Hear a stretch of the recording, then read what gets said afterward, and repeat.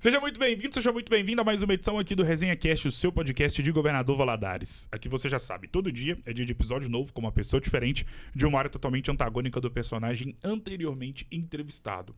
E hoje, justamente no episódio de número 1282 do podcast Eternizador de Histórias, tenho a honra de poder receber mais uma vez a escritora Gabriela Gilmore, que me dá a honra da sua presença aqui neste projeto que tem como intuito criar memórias e imortalizar histórias de pessoas marcantes e edificantes da nossa cidade. Lembrando sempre que o Resenha Cast tem oferecimento da Óticas Visão, a mais tradicional ótica de Governador Valadares. E temos 3 unidades para poder te atender da melhor forma possível. Na Rua Peçanha, na Rua Barão do Rio Branco e também na Rua Belo Horizonte. Portanto, opções não faltam para você poder conhecer a mais tradicional ótica da nossa cidade. Gabriela, primeiramente, seja muito bem-vinda. Bom dia, boa tarde ou boa noite, depende do horário que vai estar nos acompanhando. E é sempre uma honra tê-la aqui conosco. Bom dia. Bom dia, saudações todos. Estou muito feliz de estar de volta aqui para conversar um pouco mais sobre a Batalha de Dominique. Gabriela, antes de a gente poder entrar nos pormenores em relação à questão do que você faz com muita maestria, quando eu era pequeno, eu me recordo, isso é época da infância mesmo, tá? Então eu me refiro ao início dos anos 2000. Eu me recordo que eu sempre fui uma criança muito ligada aos veículos de comunicação. Então eu consumia muita informação pela televisão, obviamente. Ouvia muito rádio, por incrível que pareça.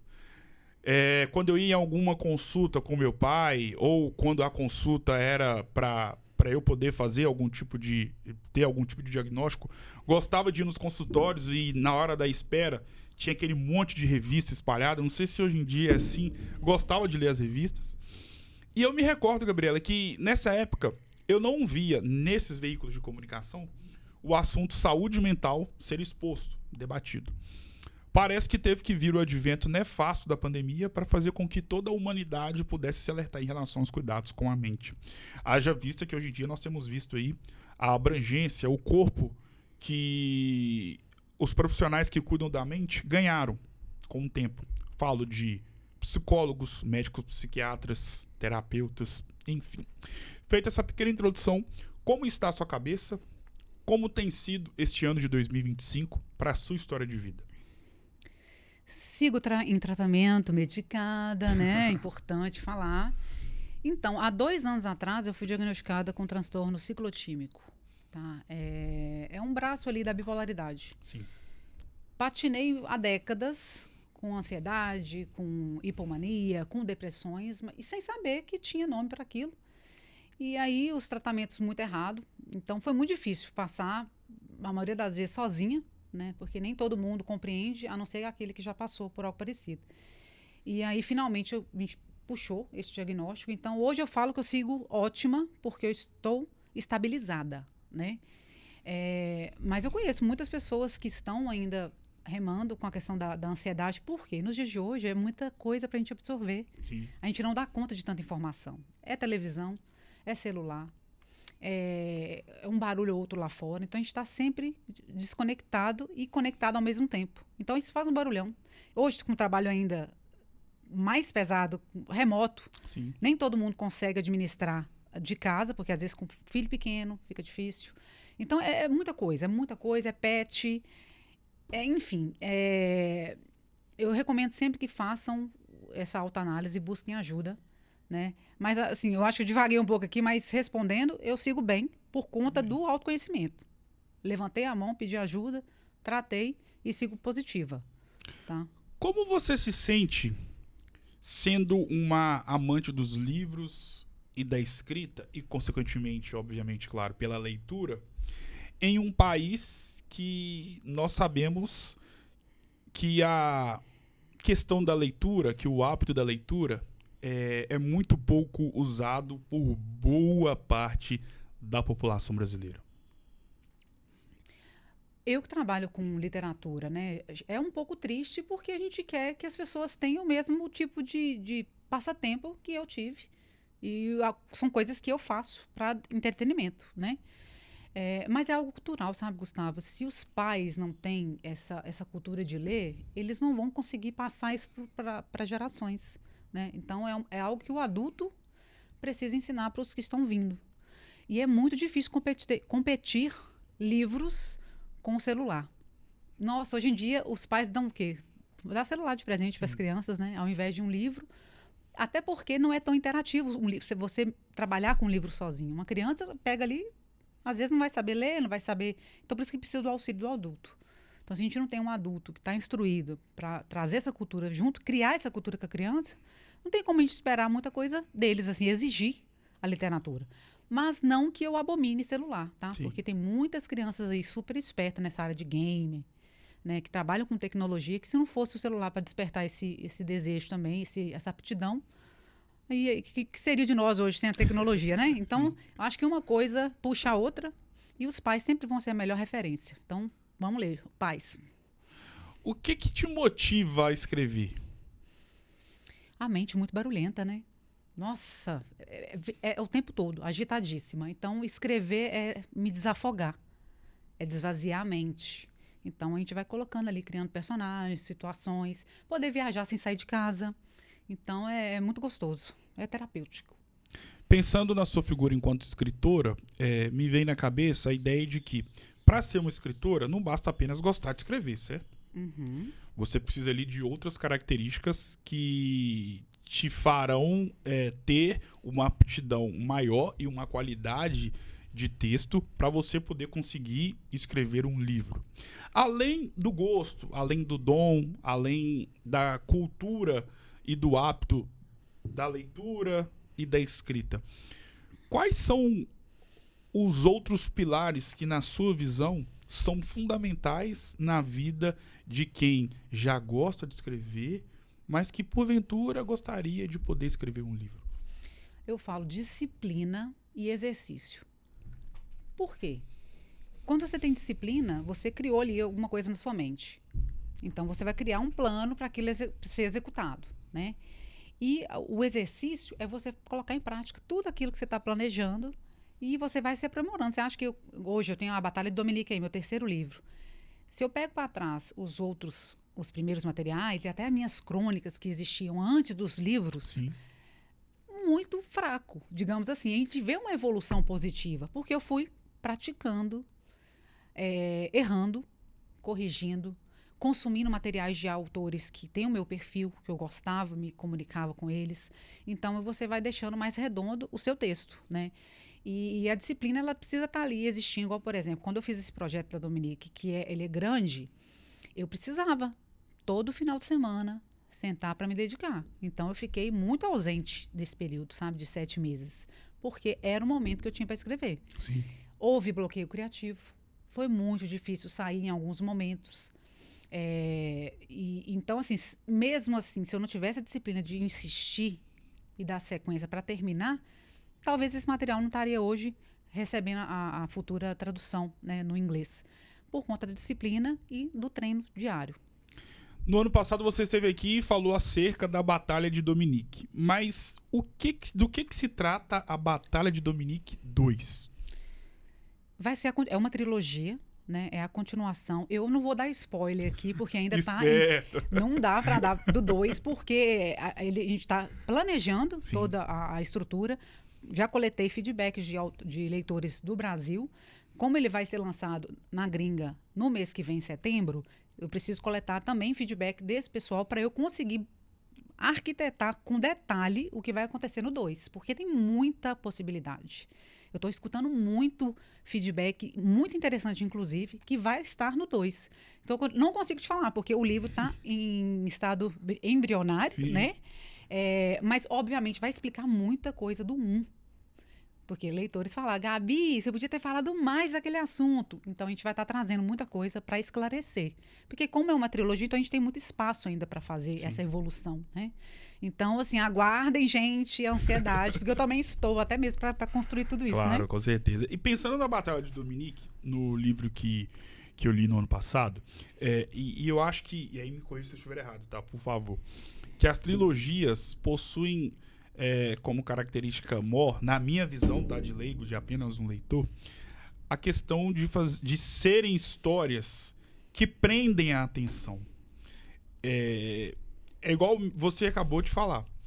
Quem leu a primeira Batalha de Dominique ficou na cabeça, teve na cabeça a ideia e acabou te passando que, você precisa escrever mais coisas no sentido de que, você podia focar mais nesse assunto, nessa parte do livro.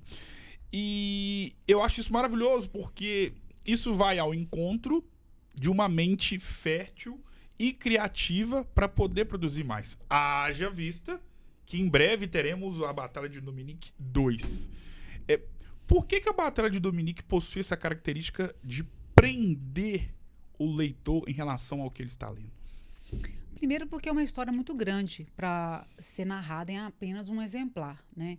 E tem muita coisa, muito tema. Como eu trabalho com mitologia também, então tem muita coisa para a gente explorar ali e deixar mais robusto. Então, eu não queria fazer um livrão de 500 páginas. Né? A gente está em outro período onde as pessoas, falei anteriormente, muita distração, você tem muita opção de coisas para fazer, Netflix, enfim. E ler acaba ficando de lado. Se eu coloco um livro, autor independente, um livro de 500 páginas, qual chance eu vou ter de pegar essa pessoa para ler o meu material? Então, a gente pensou fazer uma coisa mais fluida, objetiva, mas sem ser raso. E aí está nesse primeiro material. Mas, como a gente está vendo muita demanda, tem que escrever o 2, tem que escrever o 3 para dar tempo da gente concluir tudo, mas são drops, né? Sim. São pílulas ali, 1, 2, 3, para a gente ter toda a mensagem estruturada. Que a mensagem final é a questão, sim, da amizade e que o amor vence tudo. Tá? É falado no final da história e tudo gira em torno disso, de que o amor vence tudo. Eu acho que no momento de hoje, se fala-se muito de apocalipse, né? Fim do mundo. Tá todo mundo matando o mundo aí o tempo inteiro. Sim. Então, a história vem, ela é meio sombria, mas ela vem com essa mensagem de que só o amor para vencer todas essas coisas. E olha o que você falou e é magnífico, porque você acabou de relatar que, e de fato, né? A história é meio sombria, mas o tópico principal dele, pensando no acabamento, é que o amor vence tudo. E isso mostra, e só demonstra o quão grande é a sua mente em relação à criatividade, porque eu, como leigo, mais uma vez, é difícil você pensar numa história sombria e imaginar que no final dessa história o amor e a amizade vai vencer. Eu, como leigo, tá? Por favor, me corrija se eu estiver errado. De onde que veio a sua criatividade para justamente pensar nessa história com esses momentos tão antagônicos de ser algo sombrio no início, mas no final a sua ideia principal era fazer com que o amor pudesse vencer algo que começou de forma tão tenebrosa, podemos colocar assim? A jornada do herói, né? A gente sempre tem que começar com a questão ali do vilão. O vilão é essa parte sombria da história. Os contratempos, né? Um certo nível de violência que existe no livro. Mas isso não vai nunca sobrepor o amor e a paz que reina. Isso na minha visão positiva de mundo, tá? E a gente faz um paralelo também. A gente vive hoje em tempos sombrios, né? Mas a gente não pode deixar com que o amor sobreponha tudo isso. Sim. Sabe? Perder a fé. Porque existem pessoas boas, sim, muito e muito. Só que às vezes a gente dá ênfase mais na coisa ruim que está acontecendo. Então, o livro ele vai trazer esse choque de realidade, mas sempre com essa positividade, que não, calma lá. Tem tudo, para tudo tem um jeito. E a Dominique, ela vai trazer um jeito aí. É uma decisão difícil para ela. Sim. Em escolher entre o amor da vida dela e salvar o mundo. Que decisão difícil. Então, assim, vamos lá, porque tem muita coisa para acontecer. O quanto que ser escritora engrandece a história do livro da vida da Gabriela Guilma? Me mantém motivada, né, inspirada. Eu sou uma pessoa muito inspiradora, assim. As pessoas mesmo falam, Gabi, você me inspirou naquilo, você me deu ânimo de fazer aquilo e tal. Eu sou muito entusiasmada, inclusive no trabalho. Eu voltei recentemente de férias, aí os meninos estão assim, nossa, Gabi, você mal entrou de férias, já mandou bom dia, e falando pra galera um monte de coisa que você fez e ideias pra gente dar sequência na semana. Como é que você só tirou 2 semanas? Como assim? Falei, gente, mas é porque eu trabalho muito com o que eu gosto. Eu não sinto que eu estou trabalhando e eu sou muito entusiasmado com tudo que eu pego para fazer. E não é só com projetos literários, mas como na área de experiência do usuário, que eu faço hoje também. Esse entusiasmo é muito meu, sabe? Ah, é construído? Eu acho que dá para construir esse entusiasmo, mas é uma coisa muito natural. Então, as pessoas que estão ao redor, elas notam, né? Então, eu perdi o que eu estava falando, tá? O TDAH. Não, Ah, o que isso. TDAH. Mas de onde que vem esse entusiasmo na sua figura enquanto profissional, enquanto escritora, mas imagino também que enquanto ser humano? Ah, de Deus. Não tem outra palavra, não. Eu sou extremamente espiritualizada, fui criada no Evangelho, né? E eu acredito que isso vem muito lá de cima, porque eu acabei de citar anteriormente que eu tenho um transtorno bipolar, então tem momentos de trevas, que é a fase de depressão, que é muito difícil. E eu ainda sempre consigo aquela resiliência, né? Sai do momento difícil e volta. E o entusiasmo está sempre ali, sabe? Não é remédio, não, tá, gente? É da natureza. E outra, o espírito de gratidão. Eu sou muito grata, gente. Eu levanto em gratidão. Eu durmo agradecendo pelo dia. Porque eu acho que esse é o espírito, sabe? A gente agradecer pelas pequenas coisas, porque as grandes virão, né? E seja grato também, até quando não tem. Porque vai chegar o momento, né? E tudo passa. Então, tempos difíceis passam, tempos alegres também passam. Então, quando a gente se fortalece nessa questão da espiritualidade e mantém ela ali acesa, eu acho que o entusiasmo vem junto. Assim, na minha visão, tá? Qual que é o maior desafio de ser uma escritora independente no Brasil hoje? Viver disso. Tanto é que o objetivo final desse material é ir para a TV, né? Eu não estou fazendo rios de dinheiro com isso hoje, porque eu entendo que a gente tem esse impasse da leitura no Brasil, ainda mais para pessoas independentes, porque não tem editoras fortes nos lançando, né? Então, esperar que venha dinheiro para sustentar, não. Ele se paga no marketing. Vamos supor, tudo que eu recebo de royalties da Amazon está sendo convertido para marketing, para levar para mais pessoas e Legal. tudo, né? Mas viver disso hoje ainda não dá. Até porque o objetivo final, de fato, é ir para a TV. E aí, sim, eu vou começar a ver retorno do projeto, sabe? Mas aquele negócio sem apego. Porque o que pode ser, pode não ser. Então, Sim. vamos continuar entusiasmados e espalhando a palavra, né? Sobre o papel de uma escritora num país onde a leitura não é um hábito cultuado. O que você acha que poderia ser feito para que esse tipo de conversa que nós temos aqui, pensando nesse tópico atual do nosso bate-papo, voltado para falta do hábito da leitura na sociedade como um todo, possa ser mudado daqui a 10 anos? Por exemplo, daqui a 10 anos vamos falar de como o país cultiva o hábito da leitura. Porque eu penso que tudo na vida pode ser mudado ou transformado. E é claro que existem situações onde existe ali uma dificuldade de algo ser transformado ou mudado. Mas pelo fato de se tratar de um hábito tão culto de fato, louvável e tão necessário para a vida de qualquer ser humano, eu ainda fico com aquela ideia romantizada, posso estar sendo muito romântico, de que isso um dia pode ser mudado. Na sua visão como escritora, e que tem muito mais propriedade do que eu para poder falar a respeito disso, o que você acha que poderia ser feito pelos governantes, enfim, para mudar isso, por exemplo? Eu não sei como está sendo nas escolas hoje, porque eu perdi um pouco contato com professores, mas se não existe, talvez rodas de leitura, fazer isso dentro da escola, as prefeituras trabalharem com projetos literários, trazendo a galera, né? Com uma comunicação grande, porque às vezes acontecem umas coisas em Valadares que a gente não fica sabendo. É muito assim, escondido. O marketing é muito pequeno, parece que o pessoal não dá ênfase para a parte cultural, né, aqui da nossa cidade. Então, espalhar mais, criar esses movimentos e espalhar, né? Mas eu dou um passo atrás, que é o que comunica com o que eu falei anteriormente. Começa em casa. Atribuir isso só para a prefeitura, para a escola, eu acho que é um pouco perigoso, porque não vai se sustentar. Porque a base da criança, gente, é a família. Se é uma família que não tem hábito de ler, vamos supor, eu e André, a gente quer ter filho. Vai começar conosco aqui. Vamos criar. A gente não tem essa cultura, vamos criar então. Sim. O menino vai vir, a gente vai criar essa literatura com ele ali, fazer os movimentos, fazer com que a literatura, ler, seja agradável. Então aí basta, né, os pais terem criatividade, sentar com a criança, ter aquele momento, sei lá, uma vez por semana, de fazer exercícios com ler. Vamos ler, vamos interpretar. O que você aprendeu com isso aqui? Vamos falar sobre?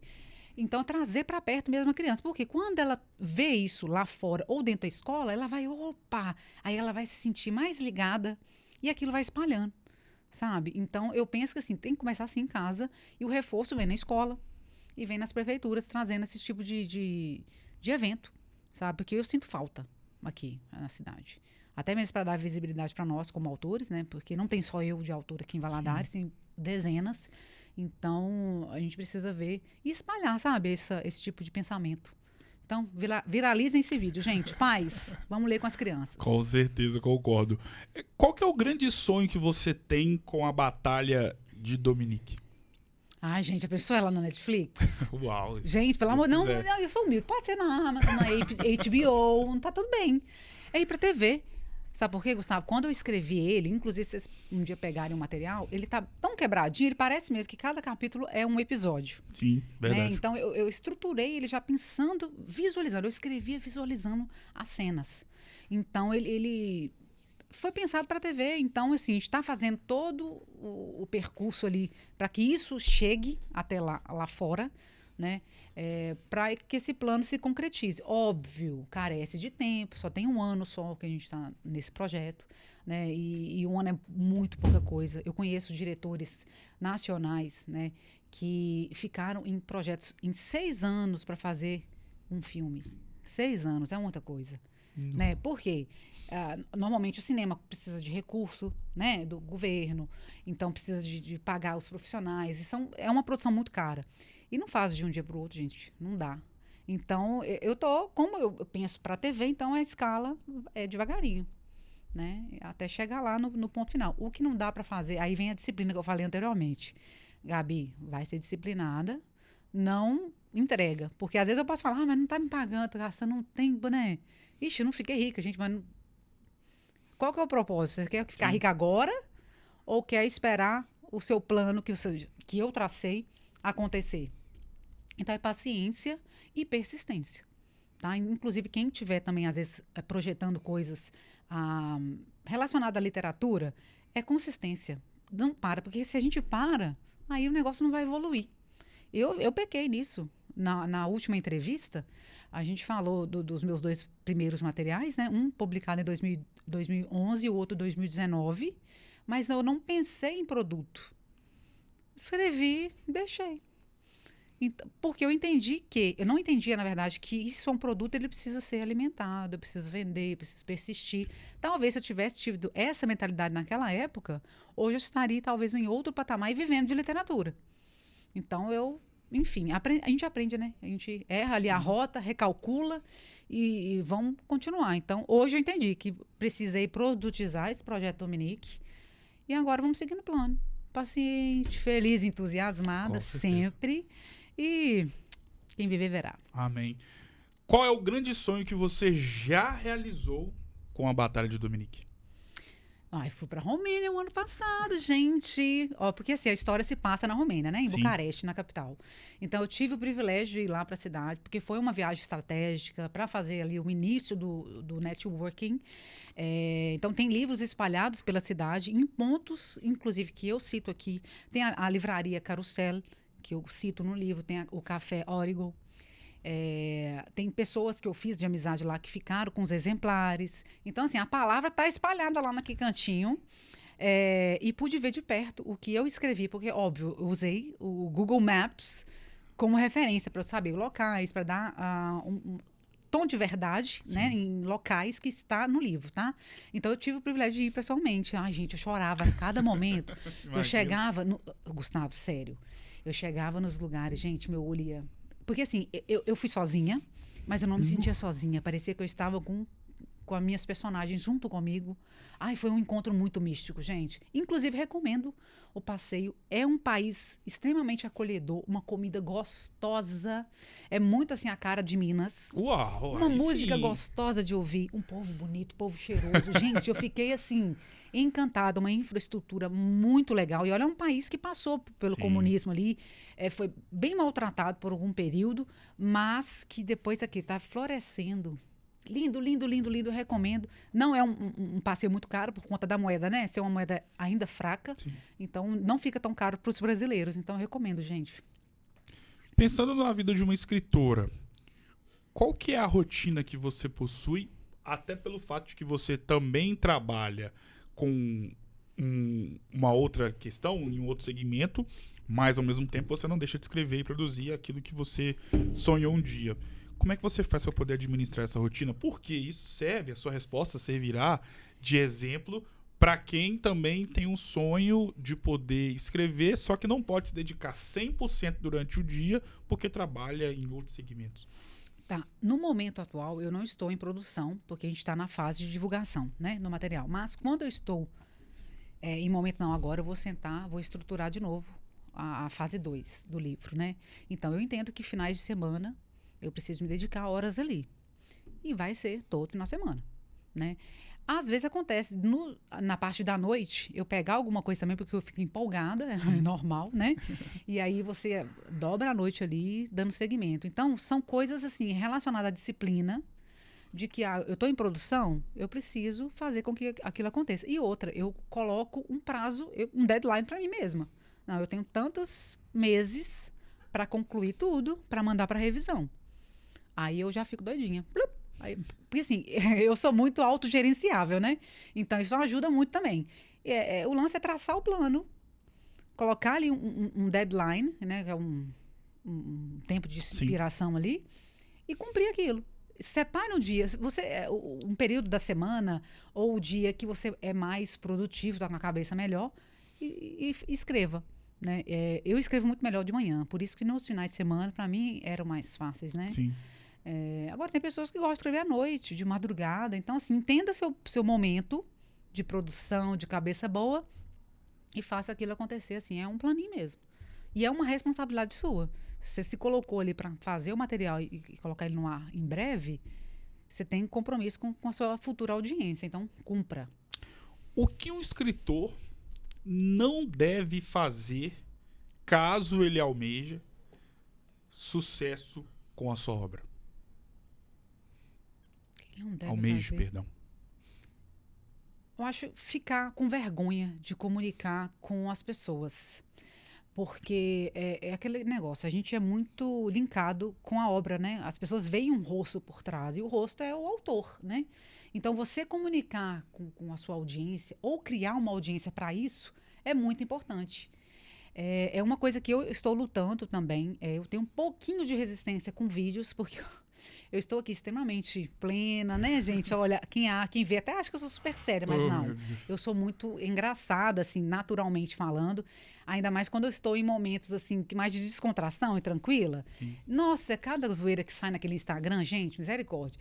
E o povo gosta. Só que, assim, tem hora que eu fico acanhada, sabe? E eu preciso aparecer mais.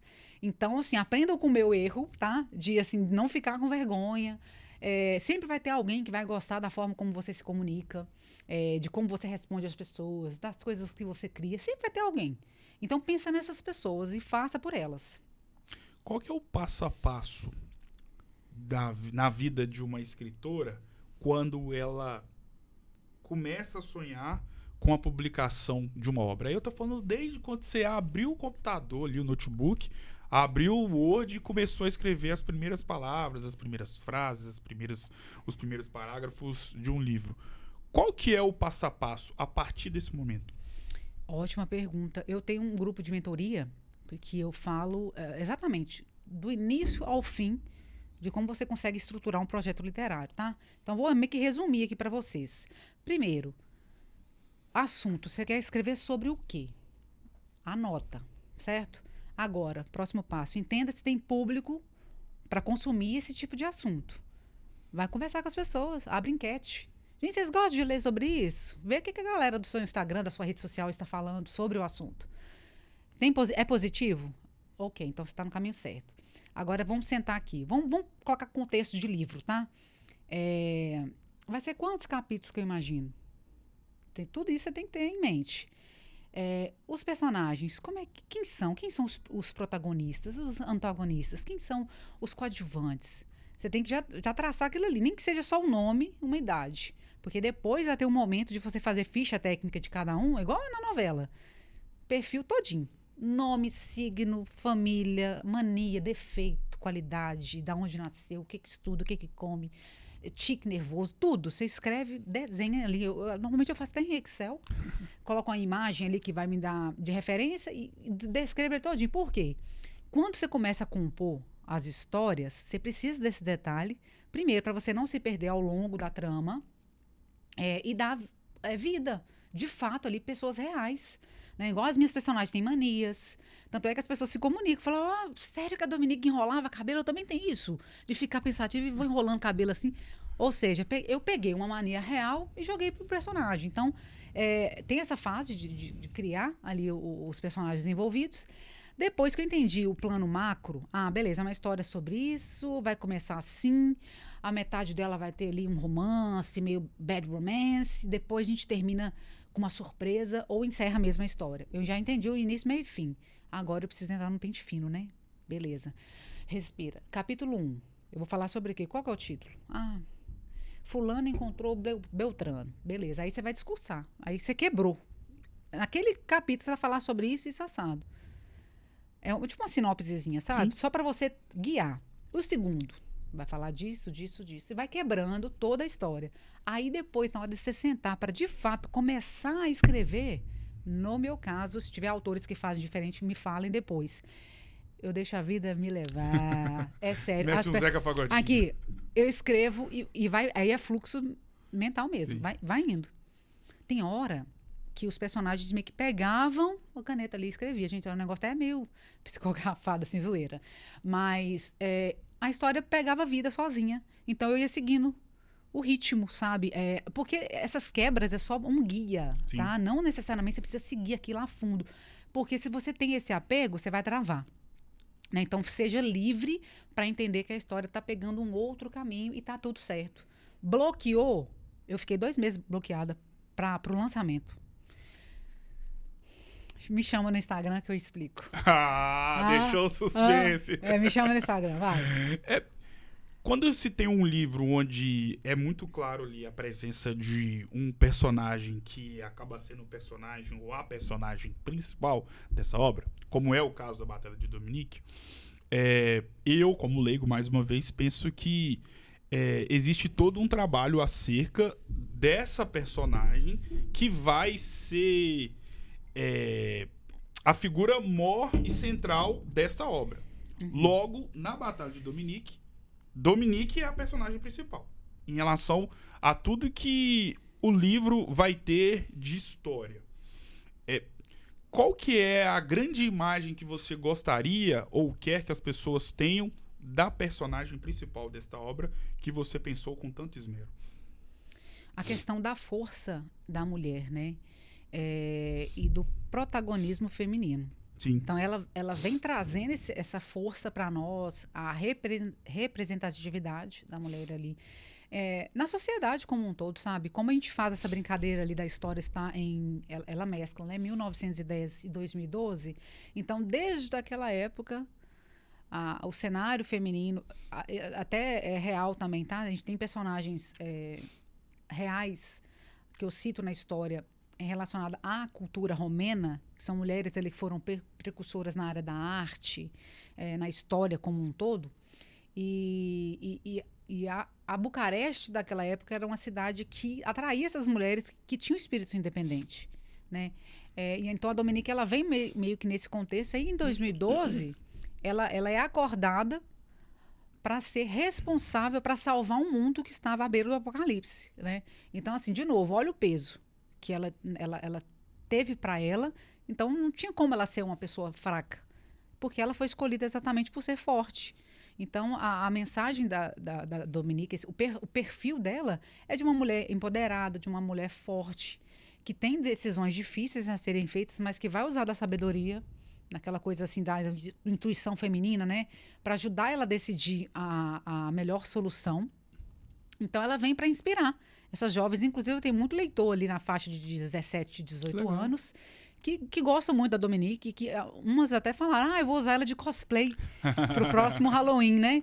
Eu falei, nossa senhora, pode fazer.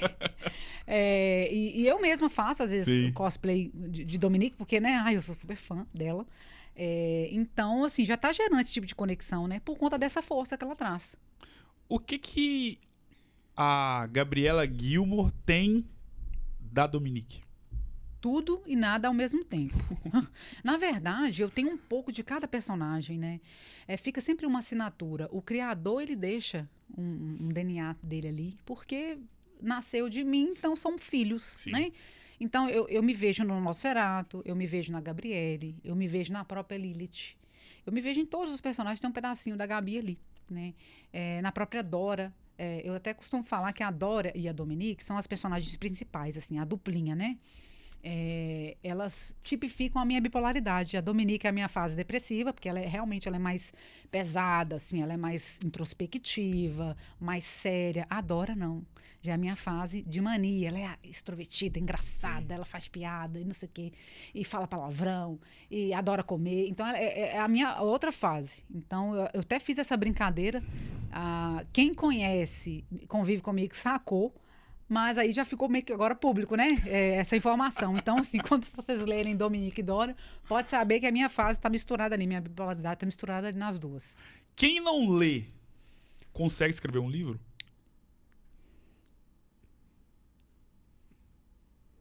Ai, que pergunta difícil. Olha aí.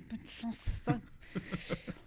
Então, eu acho que falar que não consegue seria muito sério falar, porque eu conheço, não vou falar que conheço várias, mas tem uma situação muito pontual, foi até uma mentorada minha. Ela não vem do hábito de ler, mas ela gosta muito de se expressar escrevendo. Então, ela escreve muito sobre coisas de autoajuda, né, de reflexão e tudo mais. E isso é escrever, óbvio, né? Mas é um estilo de autoajuda, um fluxo de pensamento e tudo mais. Agora, suponhamos que ela quisesse evoluir, igual ela tem planos de escrever, né, coisas voltadas para esse tema de autoajuda, de compartilhar a dor dela, o que ela fez para transformar em flor, né? E aí é onde precisa entrar as técnicas. Sim. Né? Então, com técnica, mesmo a pessoa que às vezes não gosta de escrever, mas quer, viu o mercado que dá dinheiro, exemplo.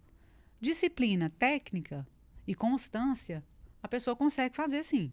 Tá? Eu não sei o nível de velocidade para aquele projeto evoluir, porque isso vai depender de vários cenários. Meu Deus, é questão até econômica do país, porque às vezes a pessoa, não vai ter um dinheiro para investir num livro, para comprar livros e ficar lendo. Né? Apesar que a gente tem digitais que dá para, né, baixar, mas aí é cultural, envolve uma série de coisas. Mas se a pessoa não é desse meio, pensou em escrever, nada é impossível. Hoje eu trabalho em tecnologia, eu nunca imaginei estar aqui, não, hein? Eu vim de 18 anos de setor administrativo.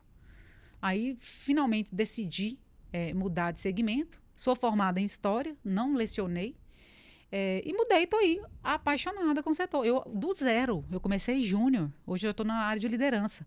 Então, assim, tudo é decisão. Sim. E você entendeu o que é o momento? Está disposto a estudar, dedicar? Então, acontece. A gente faz acontecer. A Gabriela Gilmore, que ficou 18 anos no setor administrativo, imaginava ser escritora um dia? Eu sei, assim, de certa forma, eu sempre fui escritora, mas aquelas que a gente não aparece muito, não tinha muita visibilidade, porque eu não entendia que ser escritor poderia ser uma possibilidade de fazer renda, né? De usar o material como um produto mesmo, que está agora ali, ó, estão ali. Eu não estou trabalhando, mas está sendo vendido. Sim. Né? Então, não imaginava que estaria neste momento hoje, tá? Porque eu nunca levei a sério. Eu acho que é uma questão de mentalidade mesmo. Mas aquele negócio, quando a gente tem um tipo de aptidão, ela vai assombrar a gente a vida toda. Então, se eu não caísse a ficha agora, talvez eu cairia daqui a 10 anos, porque é intrínseco. Sim. Quando eu pego da memória, eu escrevo desde os 10 anos, Gustavo. Mesmo que aquelas escritas infantis, de escrever uma frase, ou copiar uma frase que eu vi no papel de carta, porque eu sou dessa época, tá, gente? A tia aqui é velha. Repetia as frases. Aí, enfim, a criança ela vai construindo essas coisas, copiando, né? E aí eu fui evoluindo, devagarinho, mas sem aquela mentalidade, eu vou viver disso. Não. Mas hoje, que eu já estou nessa fase já de começar a viver disso, quando eu olho para trás, eu falo, não, estava lá, olha lá, o sinal já estava lá de que eu realmente ia viver de história. Entende? Tudo conecta. Mas eu não fui, como eu não tive uma base, assim, às vezes, familiar, para, não, é isso mesmo, vou investir. Não tive, então fui fazendo muita coisa sozinha, né? Então demora mais. Mas sempre tem uns traços. A gente olha para trás, a gente vê que estava lá, a Gabi, escritora, lá pequenininha. Olha que interessante a sua vida, e aí pensando na sua figura enquanto filha, irmã, ser humano. Hoje, você depende, e aí pensando exclusivamente na sua atuação e função como escritora, você depende 100% da sua mente. Uhum. E a sua mente, ela precisa ser uma mente fértil e criativa.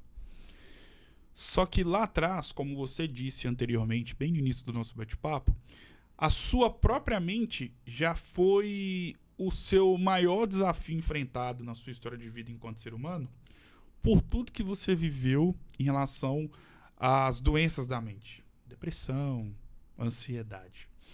E olha como é a vida, né? E como a vida, a nossa própria vida, ela é transformadora.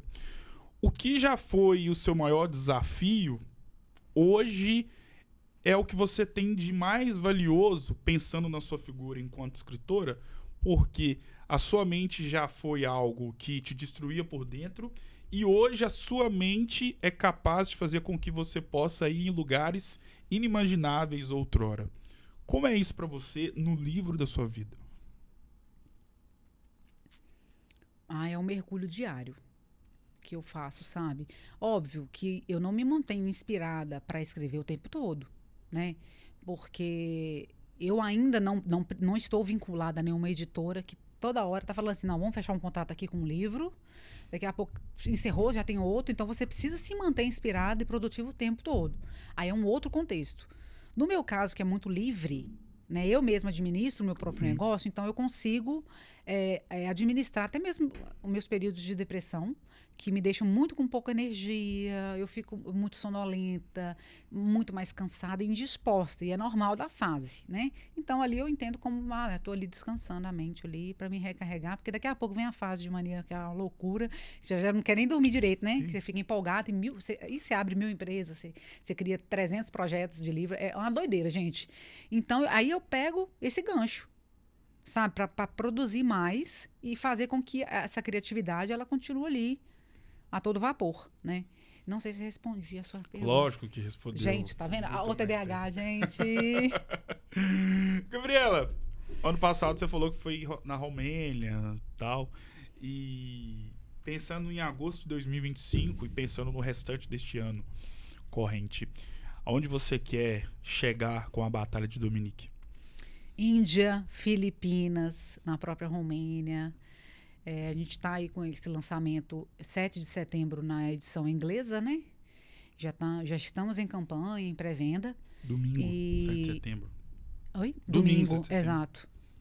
Eclipse lunar também, porque eu não faço nada sem intenção, né? E então o projeto agora, o próximo passo é essa questão de espalhar a palavra internacionalmente falando, porque as chances de eu conseguir contato com pessoas de produção cinematográfica vai ser um pouco maior por conta do idioma, né? Então a gente está internacionalizando o projeto por conta desse objetivo final. Como vai ser? Eu não sei. Isso aqui é um MVP, né? Um produto mínimo viável, a gente vai testar. Então é assim, a vida é assim, gente, é teste. Não fica acanhado, não fica com pessoas que, mas não vai dar certo não, é caro, não sei o quê, é impossível. Eu conheço gente no Brasil que está até hoje... Meu, faça o seu, testa, errou, aprenda com o erro, faz de novo, diferente, tá? É uma sugestão que eu dou porque é algo que eu faço. Eu sou imparável, sabe? Eu sou uma pessoa imparável. Não deu certo, eu recalculo rota e vou indo. E se esse do inglês não vingar, eu continuo investindo aqui no português, claro. Porque é um projeto que eu tenho muita simpatia. Eu tive pessoas que não, realmente gostaram muito do material. A gente tem uma leitora lá do Rio de Janeiro que ela ficou viciada na Dominique. Ela mesma fala. Ela posta coisa no story dela. É uma graça. Sim. Aí, assim, se você chega em um, daqui a pouco você está chegando em mais pessoas. Invista nesse um. Entendeu? Se você investir na síndrome do impostor, né? Que às vezes a gente fica, mas não... demorou tanto, né, pro fulano e tal. Cara, se interromper, o projeto não vai nunca. Você sempre vai ficar recomeçando. Aí isso demora, né? Então, constância, sempre. Qual que é o maior elogio que uma escritora pode receber? Quando a pessoa fala que ela se conectou com um dos personagens, aí aquilo ali me deixa com o coração bem quente, viu? Porque a ideia, pelo menos minha, tá? É criar personagens nos quais as pessoas consigam se identificar, falar, não, nossa, eu sou tão ela. Gente, olha, aquela menina passou por uma situação que eu passei também. Olha, eu aprendi com o que ela fez ali na história. Então, quando eu ouço esse tipo de feedback, eu fico muito feliz. Porque, assim, tem alguns feedbacks que a pessoa fala, gostei, muito bom. Tá, mas o que você gostou? Né? Inclusive, até feedback construtivo eu gosto muito de receber, porque eu consigo recalcular a rota. Eu não escrevo para mim, gente, eu escrevo para vocês que vão consumir o material. Então, me falem, tá ruim? Tem uma parte que não ficou legal? Eu preciso explicar o quê? Vão me falando. E eu tô coletando mesmo, tá? Que legal. Para colocar isso tudo no 2, para trazer clareza para quem tá lendo. Porque o meu papel é fazer um entretenimento bom e trazer a galera para a literatura. Porque é um livro pequeno, tá? É 197 páginas só, uma leitura corrida, fluida, objetiva, sem ser rasa e que traz valor. Então, você consegue ler ele, dependendo do nível de rapidez que você tem para consumir literatura. Conheço pessoas que leram 3 dias, conheço pessoas que leram com 1 semana e outras que ainda estão lendo devagarinho porque querem mergulhar e estão com medo do livro acabar e a pessoa ficar desamparada. Porque eu tive esse feedback. Eu achei tão fofo. Falei, nossa, velho, sério? É igual a gente quando consome série, né? Ai, meu Deus, vai acabar e eu vou ficar assim, e aí agora? E esse é o sentimento, sabe? Olhando para essa câmera aqui, fale sobre a Batalha de Dominique e seus próximos passos e deixe um recado para quem já acompanhou e continuará acompanhando a Batalha de Dominique. Estamos aqui empolgados. Vou até mostrar uma versão aqui, versão que já está na pré-venda, tá? Que é a inglesa, The Battle of Dominique. A gente está tentando levar a Dominique para o internacional, né? Porque a mensagem do livro ela é muito valiosa. É aquela questão assim de ame sem possuir, tá? Porque vocês vão se deparar com a história aqui que tem um amor ali. Meu Deus do céu, que decisão que eu faço? Né? Eu deixo ela livre ou não? Ela é só minha ou não? Então tem essa questão do ame sem possuir, né? Cuide daqueles que são a sua família, que você pode escolher as boas amizades, né? O amor vai vencer tudo, independente de qual fase de vida que você está passando. O amor, ele vence. Então tem mensagens muito fortes e positivas ali no meio daquela escuridão que tipifica muito o momento que a gente está vivendo hoje. Por incrível que pareça, nasceu num contexto que não era assim, político nosso, mas quando a gente vai olhar, fala, a gente tá passando tanto aperto no mundo, que a Dominique, mesmo passando por isso, a luz vai vir, assim como eu acredito também que a gente vai estar passando por tempos difíceis, mas que o tempo bom virá. Então, nesse momento, esse livro vem para trazer esse pontinho de luz e de alegria, porque tem muita comédia no meio também nas frases da Isadora Kim, que é minha sul-coreana deliciosa, que vocês vão gostar demais também. Então é isso, dia 7 de setembro, a versão inglesa. E o livro já está disponível também, inclusive a versão portuguesa, né? Na Livraria Leitura do GV Shopping, na Amazon, na Wiclap Editora. Precisando, só olhar ali gabrielagilmore.com, no meu site tem todos os meus livros ali disponíveis. E é isso, e vamos nos comunicando, gente. Quem leu ou vai ler, me chama nas redes sociais, porque eu comunico com todo mundo. Eu faço questão, eu gosto muito. Porque eu aprendo muito com vocês, para trazer para os próximos materiais. E fica aí o convite. Defina a Batalha de Dominique para a sua vida em uma palavra. Paixão. Defina a sua história de vida com uma frase. Nossa, eu acho que uma palavra seria melhor, não? Resiliência. Defina essa conversa com uma palavra. Cafezinho com pão de queijo. O que significa isso? Rapaz, aqui, ó, o quentinho do relacionamento mineiro. Sim. Tudo de bom. E eu que agradeço, é sempre uma honra poder ter você aqui e principalmente porque você reforça uma imagem de uma mulher batalhadora e que possui uma mente pra lá de incrível, como você é enquanto filha, enquanto irmã e enquanto ser humano. Muito obrigado pela confiança mais uma vez. Sucesso e as portas estão abertas para você poder voltar mais vezes. Muito obrigado. Eu que agradeço, gente. Um beijo. Tamo junto, Gabriela Gilmore, e esse foi o Pra Lá de Especial, episódio número 1282 do podcast Eternizador de Histórias, trazendo o enredo maravilhoso, não só da Batalha de Dominique, mas também dessa escritora pra lá de essencial para a história da nossa cidade. Claro que eu falo dela, Gabriela Gilmore, que abrilhantou mais um episódio do Resenha Cast. Eu vou ficando por aqui e volto, claro, na próxima sexta-feira com mais uma história marcante e edificante para ser imortalizada neste espaço. Um grande abraço e até a próxima.